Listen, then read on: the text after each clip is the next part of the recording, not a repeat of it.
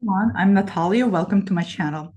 And today I will be sharing with you my in-depth review of Deviant Moon Tarot. This is a borderless edition. I etched mine. And this is going to be a very special video, specifically for a dear friend of mine, Victoria. So hopefully this video is going to convince her to run to the Amazon by the end of this and get this deck. I know that a lot of people have different feelings about this deck. I know that for some people, this is the deck they absolutely love. They immediately felt connected to it from the get-go. Some people never really clicked with it, never really felt like the art appeals to them. And then there's those of us, that's a category I fall into, who really drawn to it, want to click with it. Maybe over the years you've gotten a copy or two of it, got rid of it, got it back again into your collection, and still struggle to find a way to connect with it. So today I wanted to share with you the ways that happened for me, one, and two, how do I see this deck specifically from psychological point of view, because this deck in particular screams to me,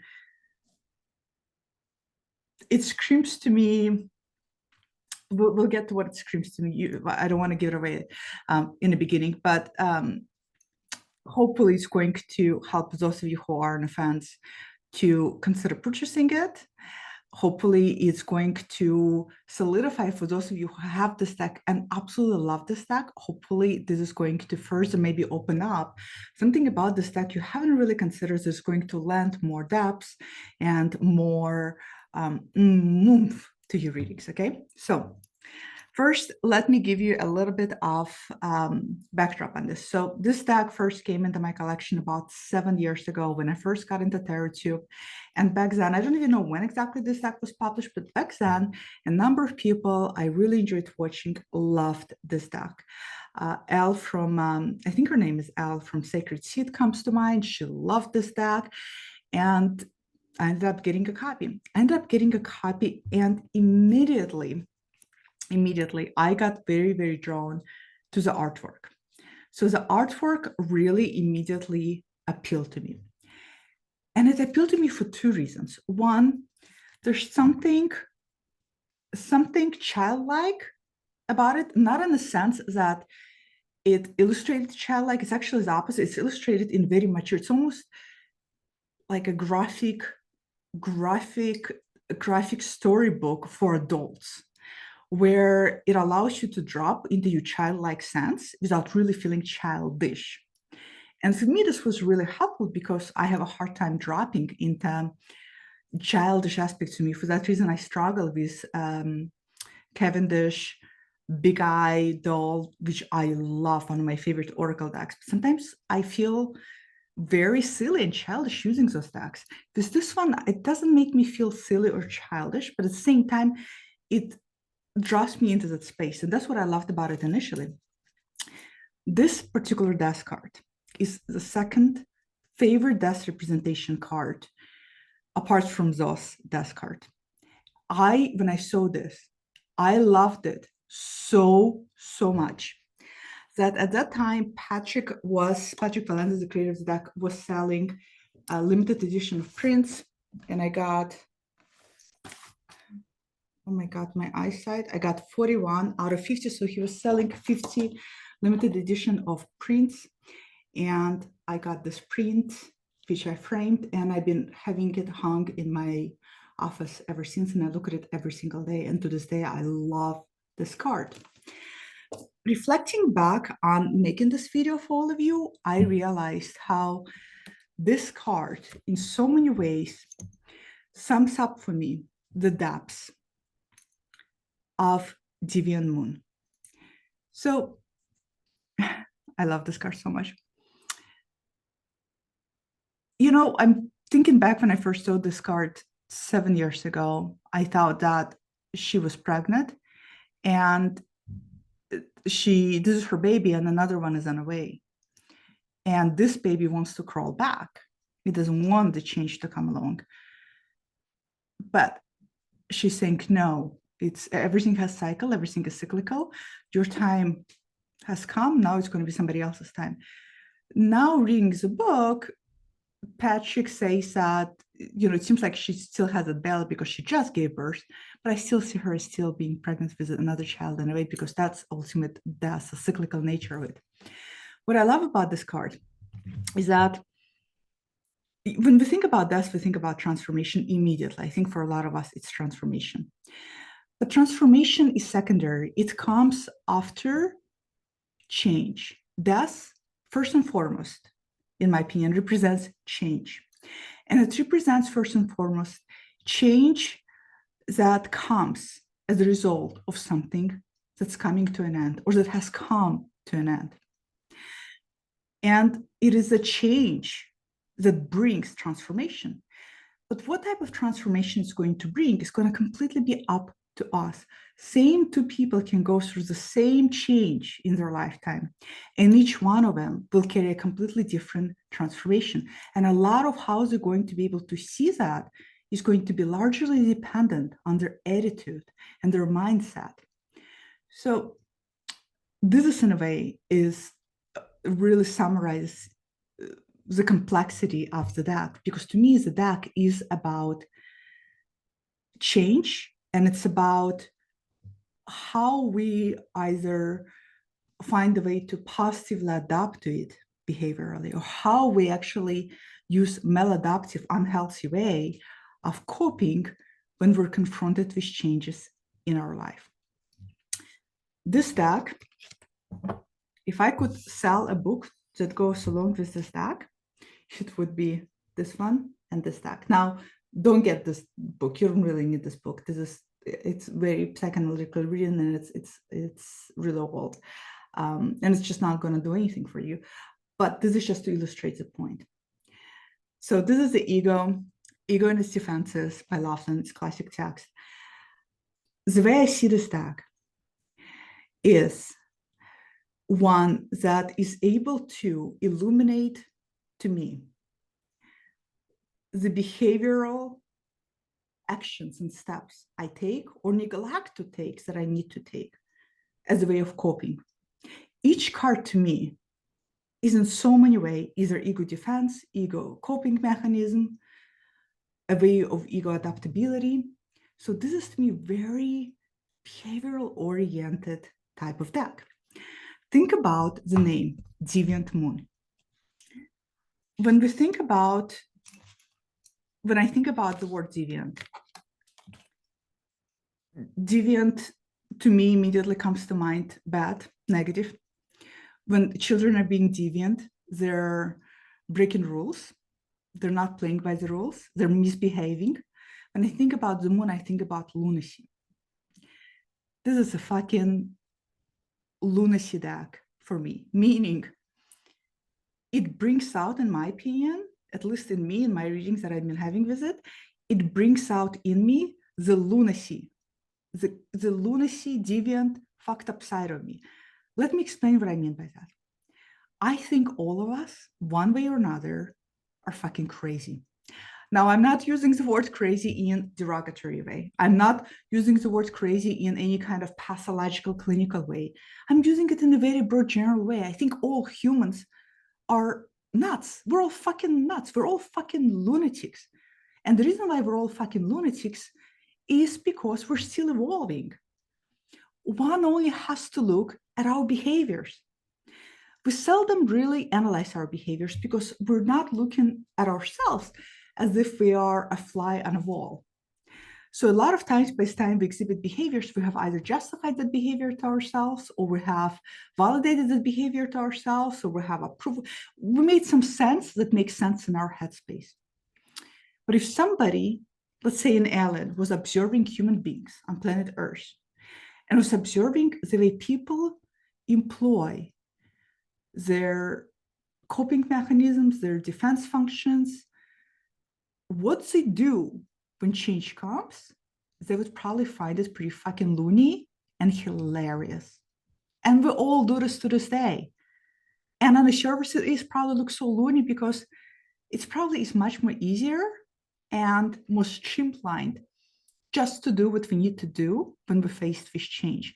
But instead, we go through this complete shenanigans to not only avoid change, but to justify and rationalize it in our heads. Think simply about tarot. And those of us who, let me use myself as an example. I can right now watch a review of a tarot deck that just yesterday I didn't care about.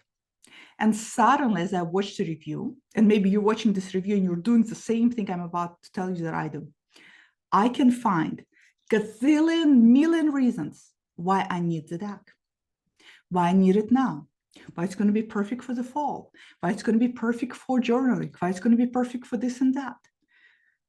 Justify even budgeting the deck, justifying, rationalizing, bringing it into already perhaps overwhelmingly large collection, whatever it is. We're all done it. We're all done it. But when we do it, we don't think it's loony or fucked up. But if somebody watches us, if when I watch other people, and I have, in occupational hazard, right? I get to watch a lot of people because I work with a lot of people, but let's take people that I work with out of the equation. When I watch, for example, my husband and the ways that he sometimes avoids things in his life and what he does and to what extent he goes to avoid them, it looks pretty fucking loony. So when I say we're all crazy, that's what I mean. We're all fucking nuts. We really are nuts. And the amount of stuff we tend to employ mentally in order just to make sense of our nuttiness is hilarious. It's hilarious. And I think this is what this deck is. So when I think about Deviant Moon, I think about the not rule breaking, but I think about the lunacy that comes out in our behavior. And I think this is the deck that exactly showcases that lunacy.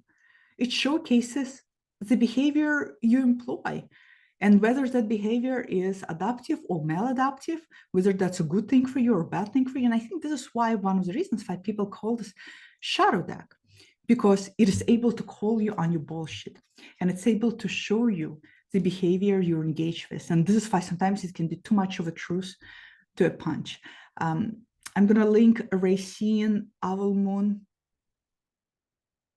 Is it 513?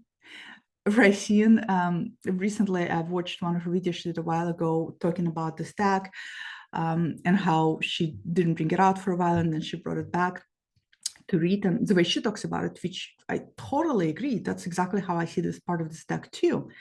And she mentions how this deck is, it's like tequila. I think she said margarita or a shot of tequila. To me, the way I see it, if I were to quote it as a drink, to me, this is a gin extra jury, extra olive martini.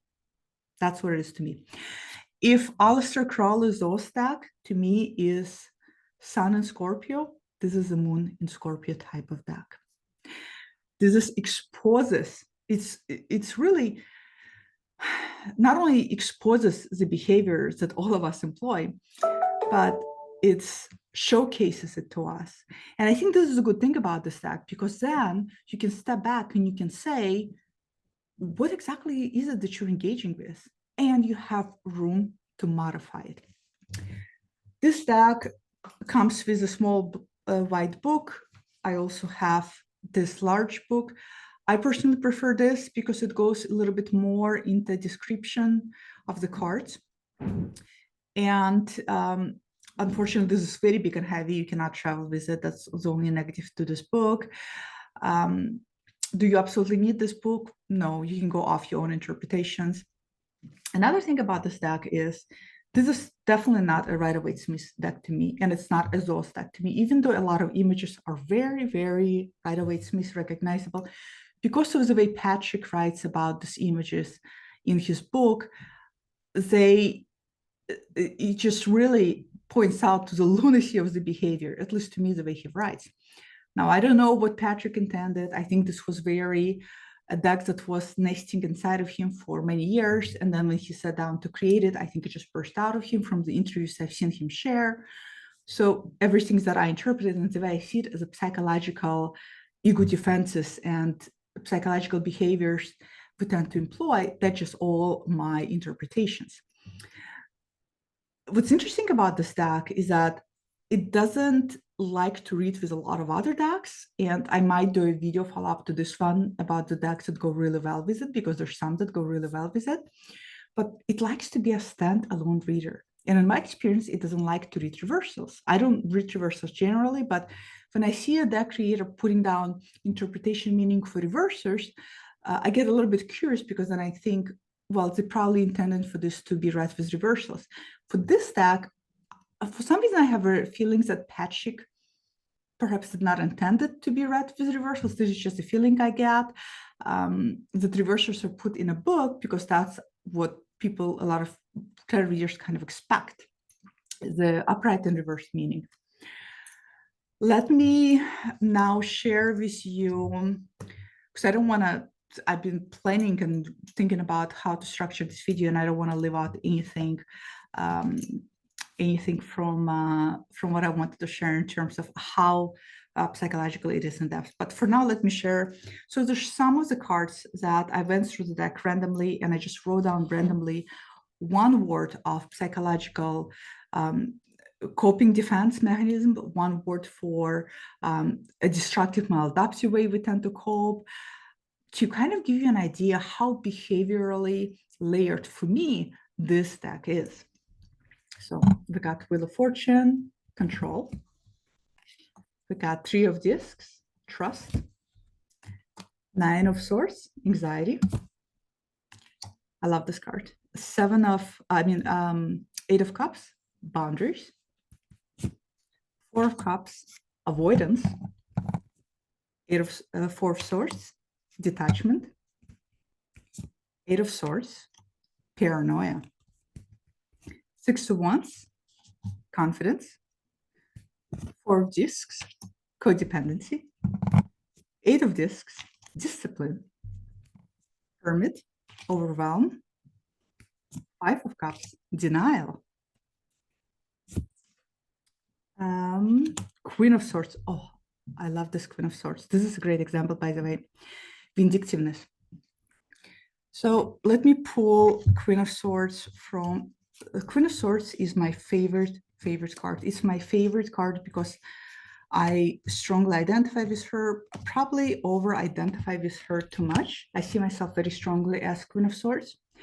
This is one of my favorite Queen of Swords. So here's what I want to point out as a difference, right? Between the deck that exposes our ways we can behave, our behaviors, versus a deck that, I mean, of course, you can say every deck can expose behaviors, but let me just illuminate the point. So here we have Queen of Swords. She holds a mask, right? Or you can say one's hat. I always see this as a mask. The way that I see her here is one that can expose the truth, the one that can expose what lies underneath your mask. She can expose the true essence of a person versus the personified essence a person presents. She's one that doesn't hold any punches. Her truth can be sometimes sharp and painful, but she's going to be very truthful. Here, on the other hand, this bitch, pardon my French, I don't know how else to call her, she's hilarious because she's just, and even the way Patrick wrote about her, I mean, she is vindictive. This is the Queen of Swords, and one can say this is a shadow side of this Queen of Swords. This is the Queen of Swords that is, feels wounded. She feels wounded and she's out to get you, and she's out to get you, and she doesn't really care how politically correct she's going to be without to get you. And she's out to get you just so that in the end, she's the one that feels superior. She's the one that feels better about herself. So when I pulled this card a few days ago, when I did a spread for myself, I looked at it and I started laughing because I thought, oh, Nat, bitch, are you thinking about being vindictive?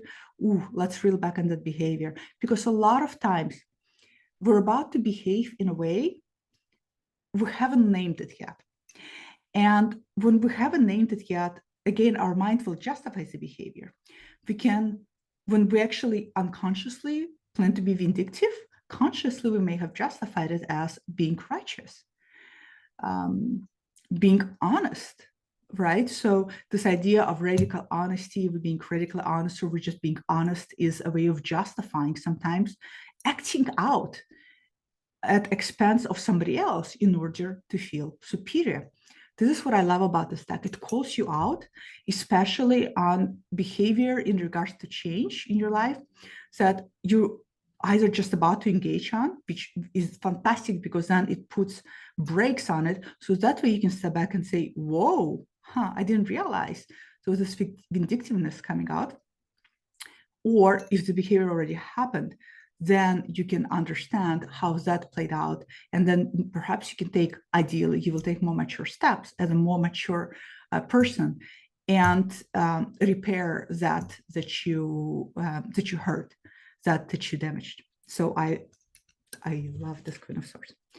Queen of Swords, so vindictiveness, Eight of Wands, impulsivity, Ten of Wands, masochism.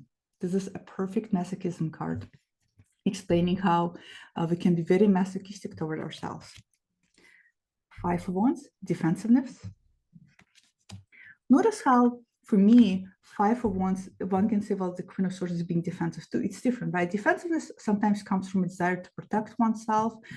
It also comes from righteous place too, but vindictiveness is different. Vindictiveness is out to get some blood, right? Vindictiveness is a little bit more out to hurt, whether you realize consciously or not, you're attempting to hurt in order to feel good.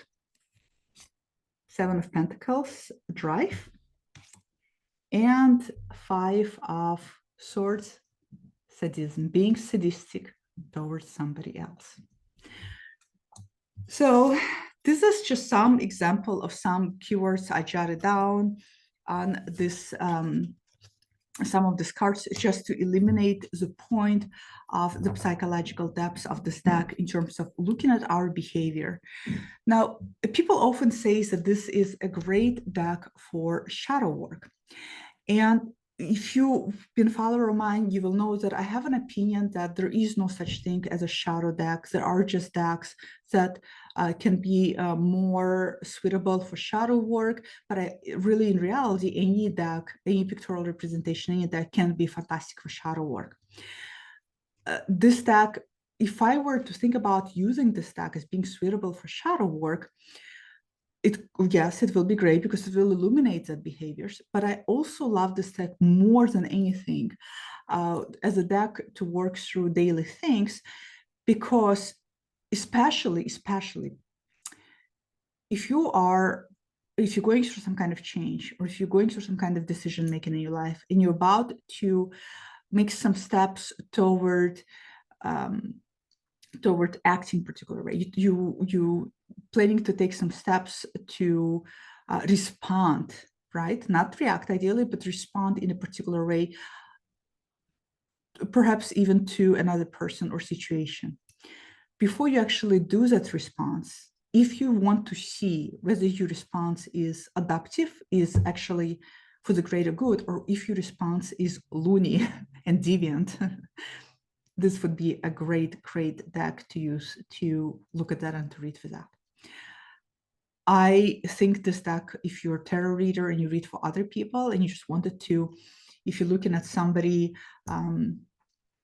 for example, I'm assuming people come for tarot readers for a lot of love questions. I'm assuming here, I'm generalizing with broad strokes. Let's say somebody comes and they say, this person is, I want to break up with this person for A, B, C, D reasons. Then you do the whole spread, helps them see whether that's the best course of action, and then draw a few cards to see really perhaps what underneath, or how the behavior is going to be, again, for the greater good, or how the behavior is going to be deviant and loony.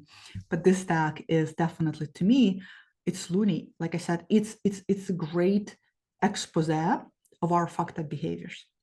It's a great expose of how nutty we all are, how crazy we all are. And again, I use all of those words in the best way possible, because I strongly believe, this is my opinion, we're all fucking nuts.